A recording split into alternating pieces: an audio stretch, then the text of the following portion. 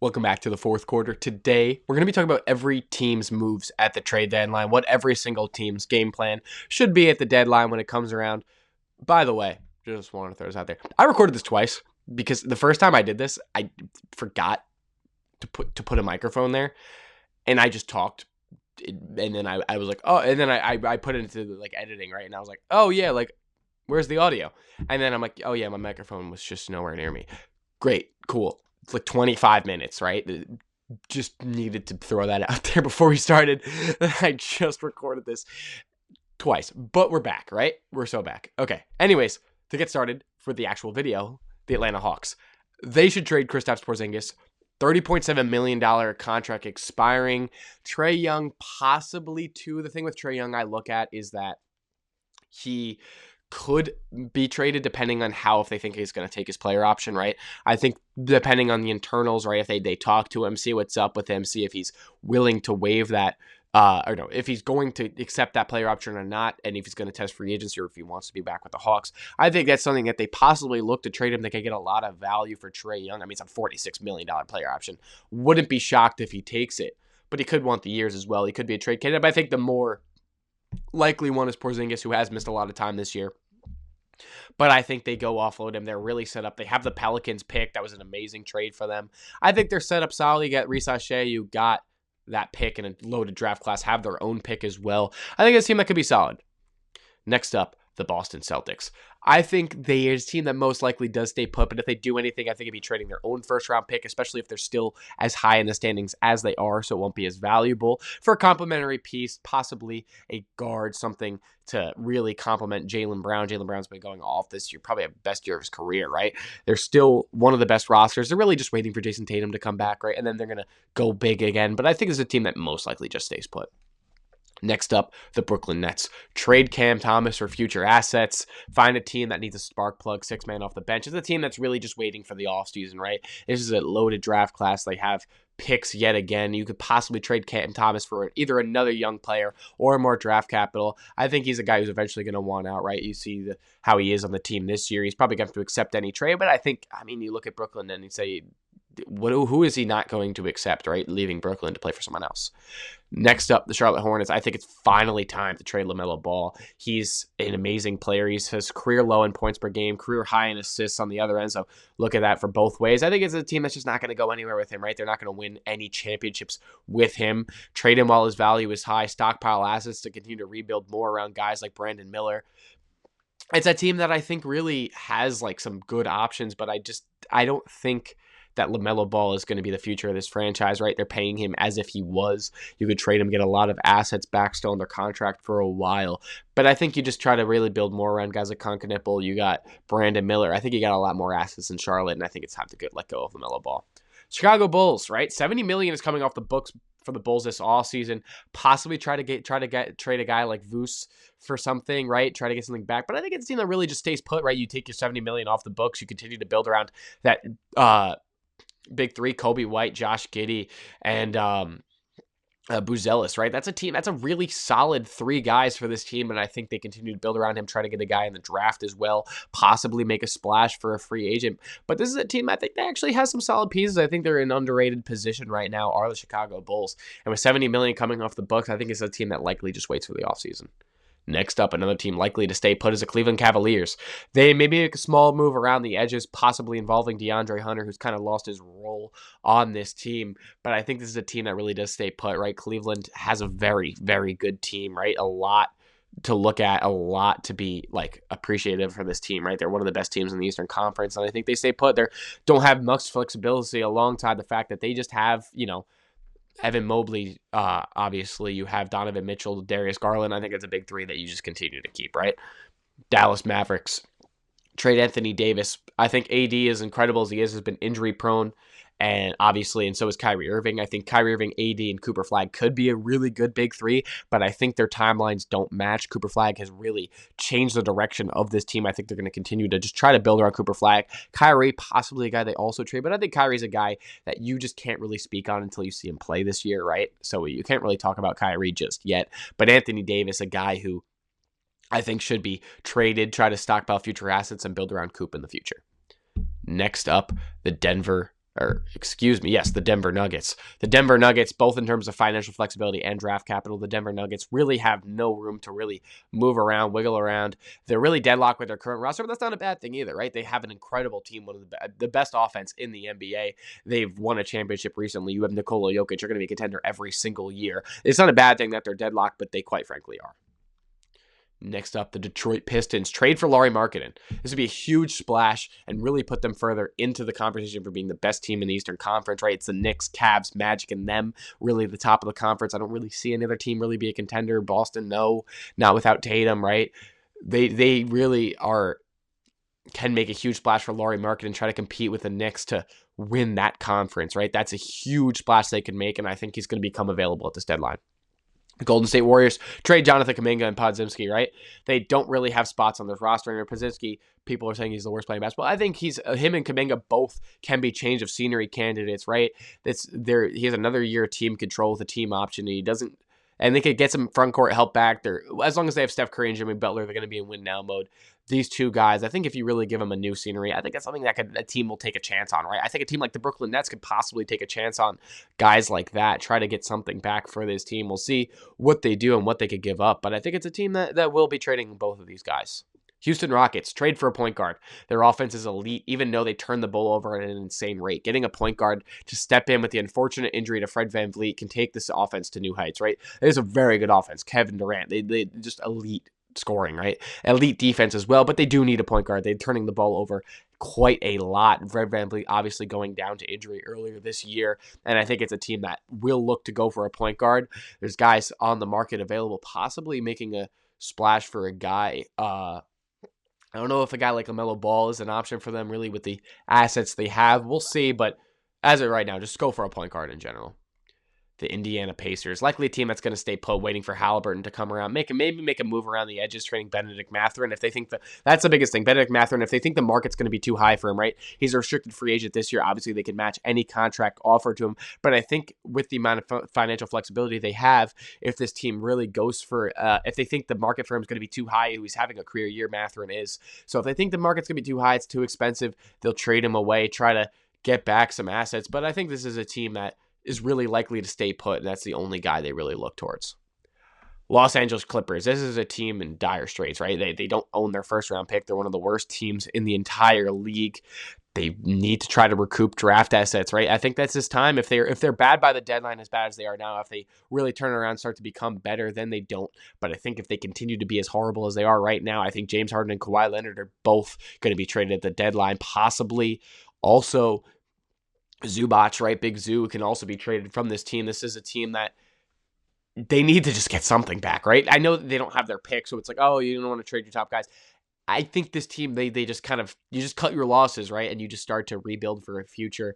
I think while they have Kawhi and Harden and Zoo, who have a lot of value, all three of them, I think it's a time they break it up and they try to rebuild for the future. Next up, the Los Angeles Lakers trade for Jose Alvarado, right? The Lakers need better perimeter defense and don't have much wiggle room with their current roster. A small move around the edges to try to improve their perimeter defense is what this team needs, right, against the elite three-pointing shooting teams that they'll be going against in the playoffs. They got Luka, they got Bron. They don't have much room to do anything, but what they can do is make a small move, right? As I mentioned. Memphis Grizzlies, time to trade John Morant, right? Its time is up in Memphis. Him in the front office and the head coach not on the same page. He's a very talented player, right? He's going to get a lot of value back, but I think it's time you trade him, right? Before things get even worse in Memphis. He is a fantastic player, but he's not locked in on this team. He's a huge change of scenery candidate. We'll see where he ends up going. I think a team that possibly you look at is a team like the Portland Trail Blazers, right? He is disgruntled and are not winning with him on the floor right now. Miami Heat, trade Wiggins to a contender. This is a team that's overperforming, right? They're doing solid this year, but they're not a championship contender.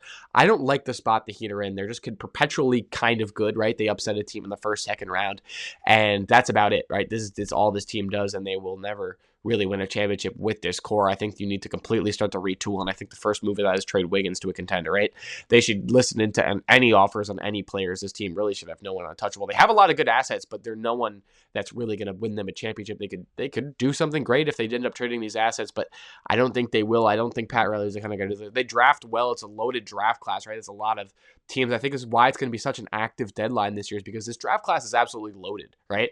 And I think that's something that a lot of teams will look at to try to buy in for draft picks and try to get into this draft class. Except the Milwaukee Bucks, and I think it's time. Trade Giannis Antetokounmpo. I think for them, they've struggled to put a championship contender around him since 2021, right? It's been a long time since they've been that good. They've made a lot of moves. They're financially screwed. They do not have the assets to really do anything. But what they do have is Giannis Antetokounmpo, and he is worth everything, right? A top 3 player in the entire NBA.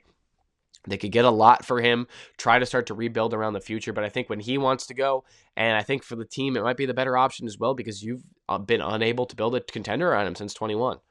Next up, the Minnesota Timberwolves, and I think they should trade Dante DiVincenzo for a point guard. This can be a much better fit for them. It's just a position swap, really. Devo, who's a good 2 guard, but they already have Anthony Edwards, who's also doing a lot of the facilitating on the floor, right? He's become a combo guard for them, and I think he fits more properly as a true shooting guard, and locking that spot down for a starting caliber point guard who can help facilitate to Randall and Edwards, I think really will propel this team to be even better. The Pelicans trade Trey Murphy III and Jose Alvarado. Teams are interested in both players, and with the roster not winning, a lack of direction, you're stuck with Zion having traded this year's first-round pick to move up last year. The Pelicans are stuck in no man's land, and getting assets back can be the first step in their rebuild, right? If you have guys that have value, teams are interested, you listen to all offers, make them win a bidding war, right? Alvarado and Trey Murphy should both be off this team at the deadline, and you should have a lot more recouped assets. New York Knicks, do not trade for Giannis. This starting 5 is too good, right? I'd rather go for a guy around the edges. The roster is ready to win now, and you don't mess up a starting 5 that as good as the Knicks is for Giannis, right?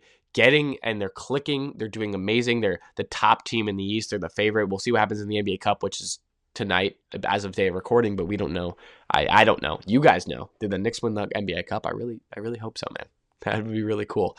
That would be awesome. But besides that, I think the NBA Cup is also a big deciding factor for this team, right? If they get blown out by the Spurs and they're like, okay, we are not competing with these teams in the West, and maybe then you go for Giannis. But if not, hopefully that's not what happened. You make a piece around the edges, right? You go for Jose Alvarado, possibly. You go for Trey Murphy. You go for Dante DiVincenzo. You have the Wizards pick, top 8 protected, of course. It turns into 2 second-round picks in the next 2 years, if not, and possibly top second-round picks, so not too bad. And you also have guys like Kolek, Dadier, Huck-Porty, you could possibly look to move. I think Kolek and Huck-Porty they're going to try to keep. Dadier might be the one on the move for this team, but you just make a move around the edges, try to get another guard, possibly with the injuries to Deuce McBride and Landry Shamet.